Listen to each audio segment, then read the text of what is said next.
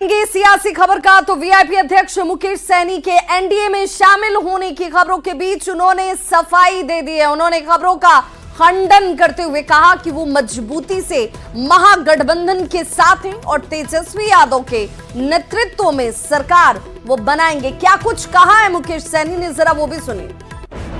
वो प्रयास कर रहे हैं, कमजोर हैं और हम मजबूती से महागठबंधन के साथ हैं।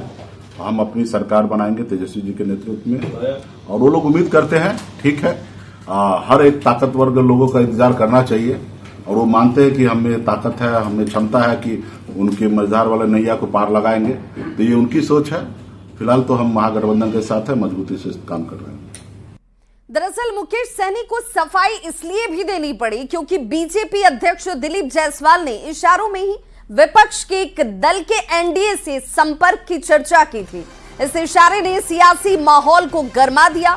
चर्चा ये भी होने लगी कि संजय जायसवाल का इशारा जो है, दिलीप जायसवाल जो इशारा कर रहे हैं, उनके इस इशारे में वीआईपी के मुकेश सहनी की तरफ ही ये इशारा है। अब आपको दिलीप जायसवाल का वो बयान भी सुनवाते हैं।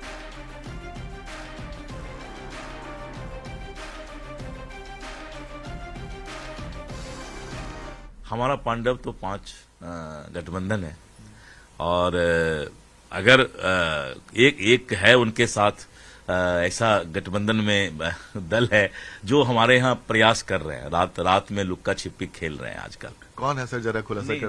मैं नहीं बता सकता हूँ, लेकिन एक उनके गठबंधन के बहुत ही मजबूत पार्टनर हैं जो आजकल प्रयास में हैं। लेकिन अगर उन्होंने सम्मानजनक तरीके से बात की तभी हम लोग उस पर विचार करेंगे। आपका कहीं सारा मुकेश सहनी की तरफ तो नहीं? मैं किसी के बारे में बोल नहीं सकता हूं, लेकिन अगर कोई भी है तो अपने वजूद के लिए कोई भी कहीं जा सकता है। तो अगर वैसी परिस्थिति हुई तो अगर सम्मानजनक बात करेंगे तभी हम उस पर कोई चर्चा कर सकते हैं। तो यानी कि एनडीए के सहयोगी की संख्या भी 5 से बढ़ के 6 हो सकती है? नहीं, मैंने कहा ना कि ये परिस्थिति पर निर्भर करता है। अगर सम्मानजनक कोई बात करेगा तो हम फिर देखेंगे उस पर। तो दिलीप जायसवाल कह रहे हैं कि सम्मानजनक अगर बातचीत कोई करता है तो उसका स्वागत किया जाएगा। इशारों में दिए दिलीप जायसवाल के इस बयान ने सियासी चिंगारी को तो जरूर भड़का दिया है। पार्टी के दरबार में दंडवत हो रहे तेजस्वी यादव, लेकिन वहां भी वेटिंग लिस्ट, नो वैकेंसी, इस ढंग के मंतव्य जो विभिन्न स्रोतों से आ रहे हैं, तो भगदड़ तो मचना ही है, पारिवारिक कुनबा को ध्वस्त होना ही है।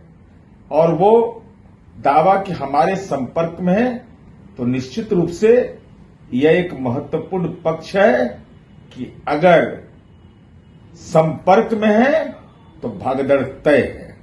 किसी के चाहने से कोई मुख्यमंत्री नहीं बनता। अब तो हरियाणा के मुख्यमंत्री सैनी जी ने तो बीजेपी का सीक्रेट प्लान ही लीक कर दिया है। उन्होंने बता दिया है कि बिहार में मुख्यमंत्री बीजेपी का होगा।